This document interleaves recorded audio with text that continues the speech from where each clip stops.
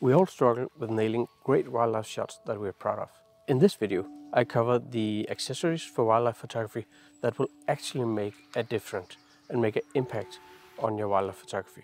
And for each of these accessories, I'll tell you how they affect the photos that you get home with. And to do this, we'll go to a local lake where we can hopefully get a couple of shots of water birds. Now, when I'm out shooting, I want to come home with some wall hanger shots, but so many times I've been disappointed when I see the shots back home at my computer. The shots I thought I got simply didn't come out the way I thought it would. Most of the accessories I'll cover in this video actually allows you to get closer to wildlife and get a new perspective. And most of the time, that's all you need in order to improve your wildlife photos. If we choose the accessories wisely, then they will actually help us improve because they change our habits of shooting.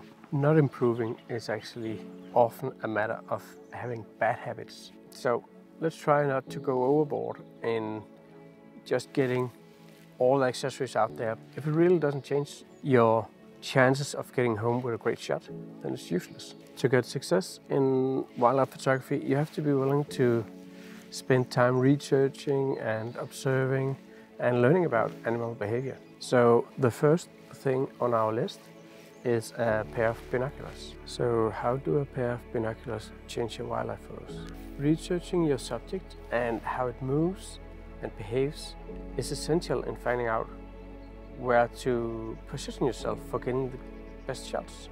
And this is much easier with a pair of binoculars. If you bring them on trips where you normally leave your camera and your huge zoom lens at home, you have a tool to notice movement from a distance. Where does the ducks or water bird swim to when there's a specific wind direction, or when there's a few ripples or waves on the water? Where do they move? Do they go there or do they go over there? And instead of bringing a huge zoom lens that you wave up and down, then a pair of binoculars like these are much more handy, and you actually draw less attention to yourself this way. Furthermore, you will actually save your muscle energy for when you're close enough to get a great shot of the subject. Remember that zoom lenses are often quite heavy. But I think the most important part of a pair of binoculars is that if you bring them along when you don't bring your camera, and you also bring like a small notebook or field book, then you can make some notes or use your phone to make some notes of where the animals are and where they tend to move and this kind of observations.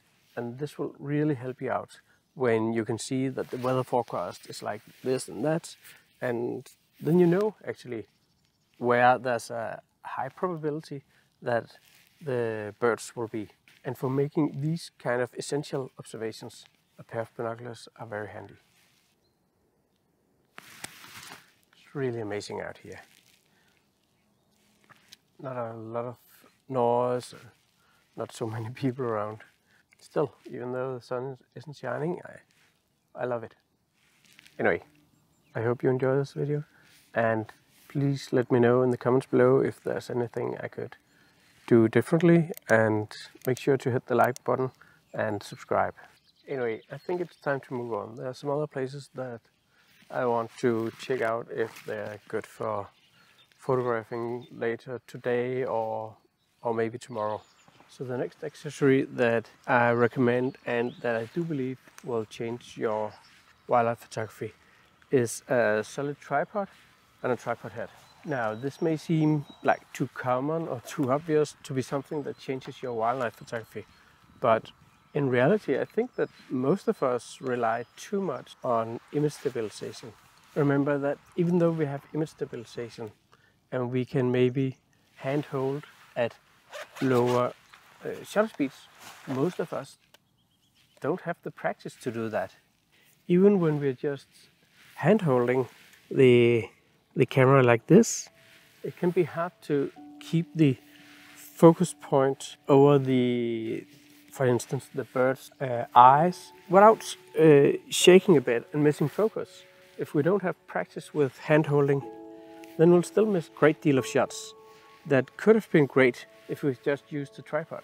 And that causes us to take some shots that we believe are great, and then when we come home and watch them on the computer, it's a mess. So when I switched from primarily shooting handheld to shooting using a tripod and being much more at the same location, then I believe that was one of the times where my keepers rate increased a lot. Now about the tripod, I prefer one in carbon fiber because they're much easier to carry, and usually I'm on my bike when I go out shooting, so I have to think a little bit about the weight that I bring with me.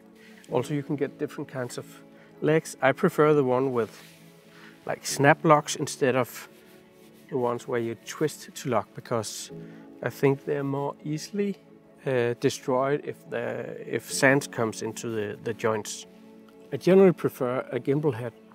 With a gimbal, you can just move it anywhere you like, and then it keeps there. At the same time, it's very fluid, so you can easily track birds and move to a fixed location and then switch again to tracking without having to loosen or tighten any knobs. A gimbal head is perfect for wildlife photography in that case.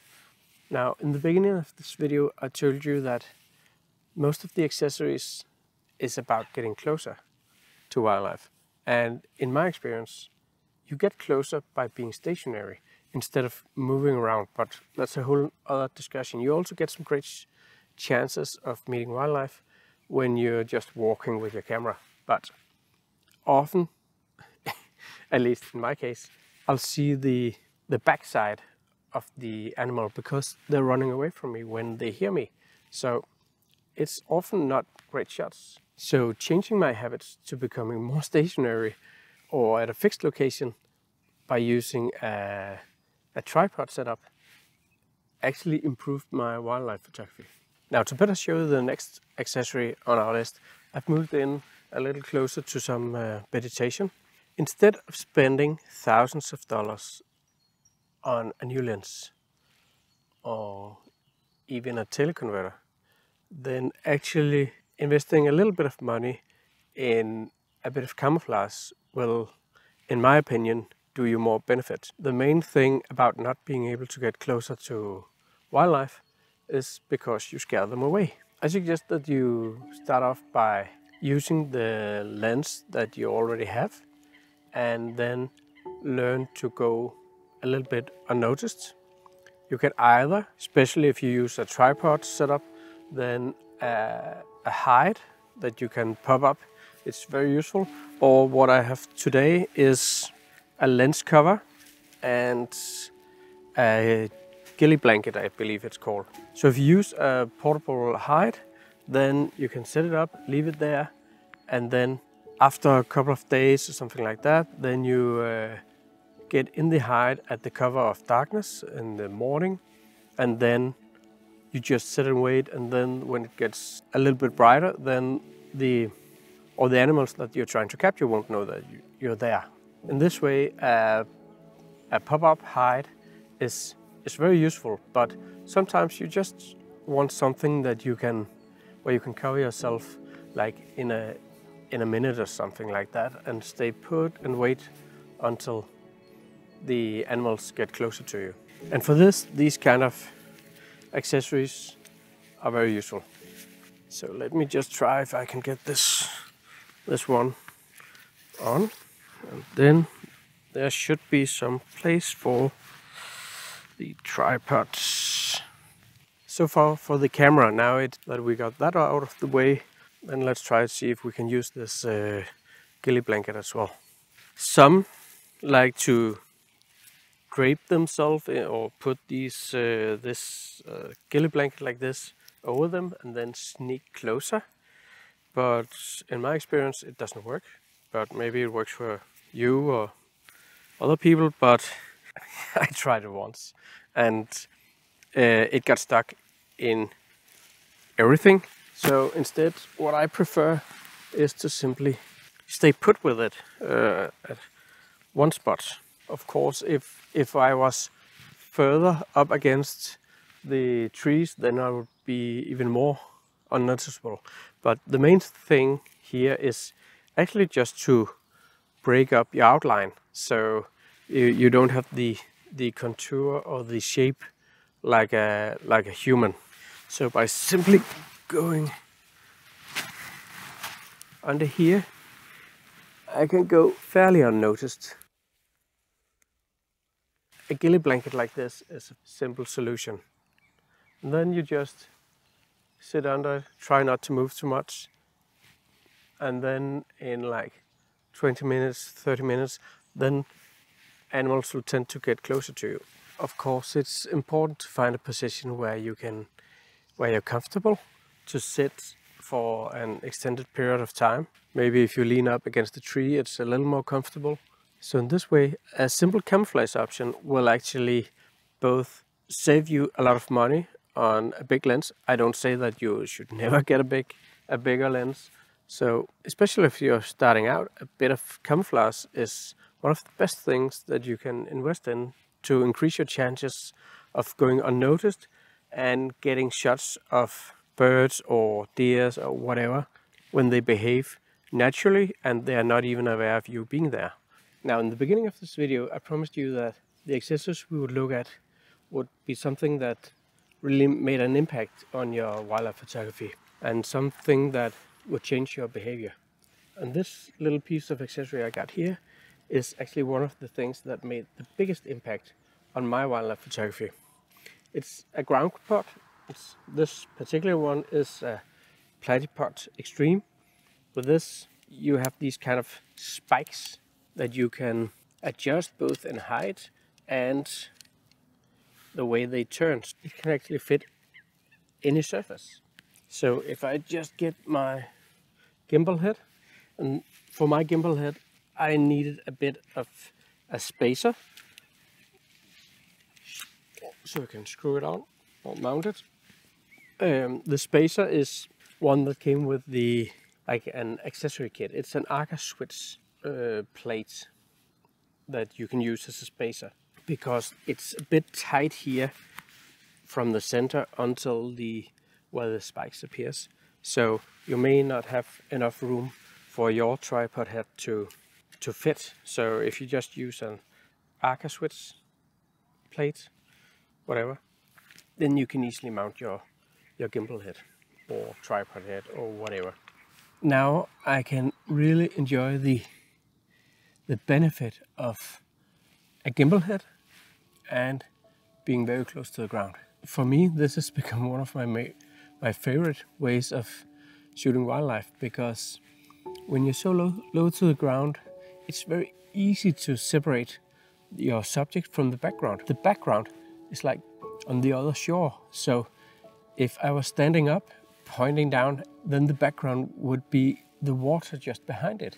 And it wouldn't be so soft a background. It wouldn't be so much out of focus. But now it's very easy. So in this way, a ground pod can improve your photography by making you get very close to the ground, throwing that background so much further out of focus. But of course, if you don't use it, it won't benefit you. At least this has made a huge difference in my wildlife photography. Getting that understanding that getting close to the ground is essential. And this makes a much closer connection with the subject that you're shooting. So a few well-chosen accessories for wildlife photography can really benefit and make you come home with better shots.